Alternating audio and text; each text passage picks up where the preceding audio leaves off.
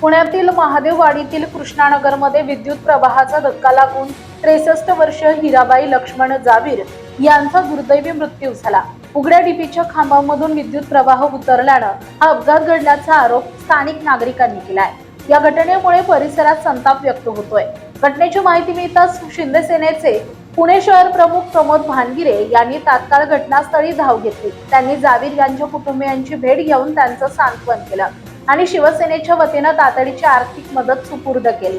दरम्यान या घटनेवरून आता राजकारण आणि जनक्षोभ चांगलाच तापण्याची शक्यता आहे। हा केवळ अपघात नाही तर महावितरणच्या बेजबाबदार आणि हलगर्जी कारभारामुळे गेलेला एक निष्पाप जीव आहे। सार्वजनिक ठिकाणी उघडी आणि धोकादायक यंत्रणा ठेवून नागरिकांच्या जीवाशी खेळण्याचा अधिकार कोणालाही नाही। या घटनेला कारणीभूत असलेल्या अधिकाऱ्यांवर तात्काळ सदोष मनुष्यवधाचा गुन्हा दाखल झाला पाहिजे।